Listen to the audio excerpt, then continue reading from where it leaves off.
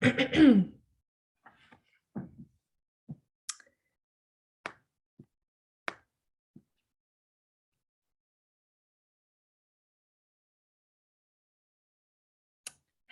and welcome to my Psychology of Selling video final. And today I'll be discussing social media and social psychology as well as behaviorism. So I'll be discussing those two psychological theories, why people use Instagram, social psychology and social media, radical behaviorism and how it relates to social media, and some concluding thoughts. So first, I just want to go over social psychology as it'll be the bulk of my presentation. Social psychology is a branch of psychology that deals with social interactions, including their origins and their effects on individuals. The assumption is that much of human behavior is driven by prestige seeking and the desire to fit in. And consumption is driven primarily by relatedness needs. And I'll be discussing radical behaviorism in a little bit. First, I wanted to know why people use Instagram and see if there are any connections between social psychology and behaviorism. So I asked my friends to tell me why they use it, and here's what they had to say. I use Instagram to stay up to date with my friends and what everyone's doing. I also use it for inspiration and following different artists and for entertainment. I use Instagram to find inspiration for my photography endeavors by finding other photographers that I look up to and like their photos they take and how I can use that for my own purposes. And I also use it to connect with other photographers, other models, other creatives. That's mostly what I use it for, but I also use it to check on my friends, see what they're up to, and to post and show off to people all the cool stuff that I'm doing. I primarily use Instagram to keep up with friends who I don't see usually and to procrastinate and numb myself from the real world things I have to do. I like using social media because it's fun to keep up with friends from high school and from home. Fun to see what people are up to. It's also just kind of when you're bored, something fun to go on. And it's also, I feel like I learn a lot of random advice from random influencers and businesses, and yeah. So some of the main takeaways from talking to my friends, I learned that people use it to keep up with their friends, to get inspiration for creative endeavors such as photo shoots, fashion, music, or taste in general. They also use it to show off that they are in the know or on trend, or also in the in-group. And lastly, to stay current with artists, influencers, and trends.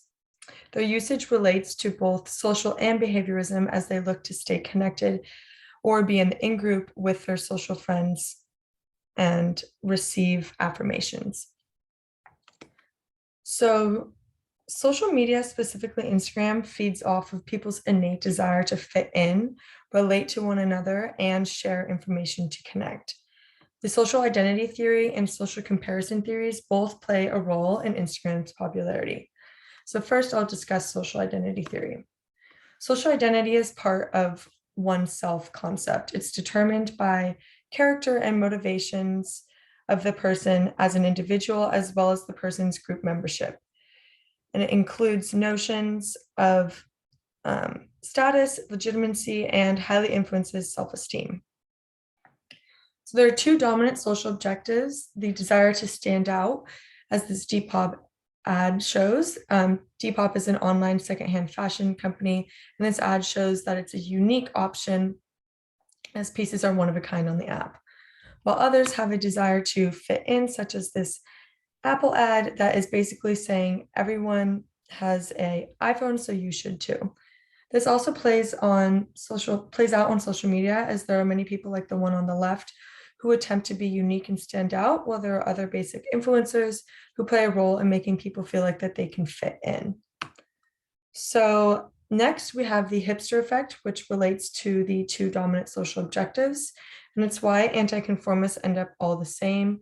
It includes notions of status and legitimacy, just as the two dominant social objectives do, and it highly influences self-esteem. This guy on the right is a modern example of the Southern California hipster. And next, I will show you a social media trend that has caused everyone to look alike. So the BBL effect is an incredibly popular trend where over 220 million social media users attempt to conform their body to mimic a curvy plastic surgery job. It relates to social identity theory because it shows how someone's motivations can be influenced by intergroup behavior. It also relates to social psychology because with this many people jumping on the bandwagon, it shows that they all have a desire to fit in. Take, for instance, here, how everyone looks the exact same. So next we have the social comparison theory, which suggests individuals strive to gain accurate assessments of themselves by comparing their own opinions, situations, and abilities to others, making note of relative differences. So there are upward and downward social comparisons. I will be focusing on the downward social comparison, which is done in order to feel better or superior. People use downward social comparison in social media by posting on Instagram to feel better about themselves. For instance, A few things to say about the that girl trend. For instance, the It Girl Instagram trend portrays a girl that has it all and enjoys posting about it to feel better about herself. So we'll have the video on the left kind of showing that, and then the video on the right kind of explaining the behind the scenes and maybe some negative effects of that.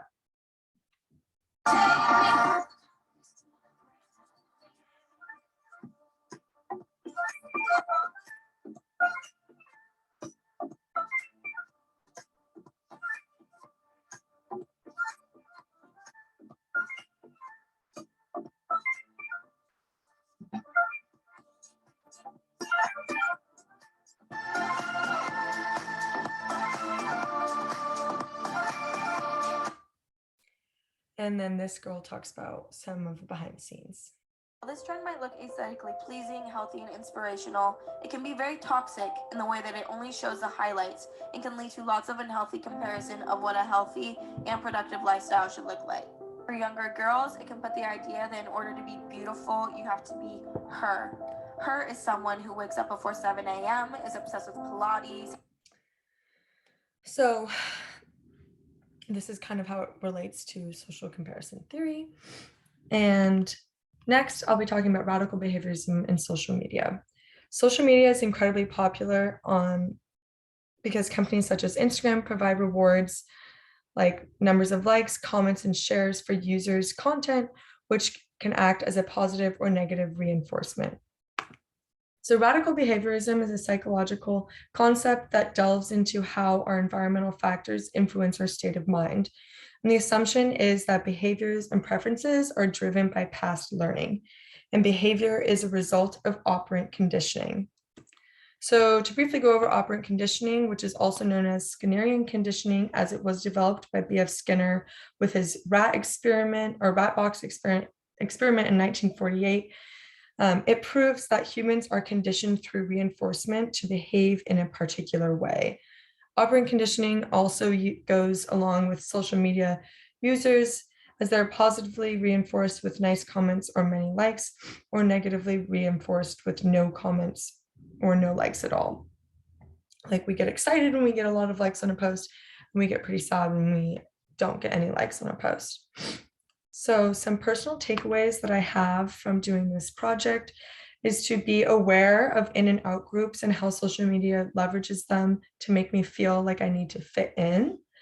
Also be conscious of downward social comparison and understand the positive and negative reinforcements on Instagram.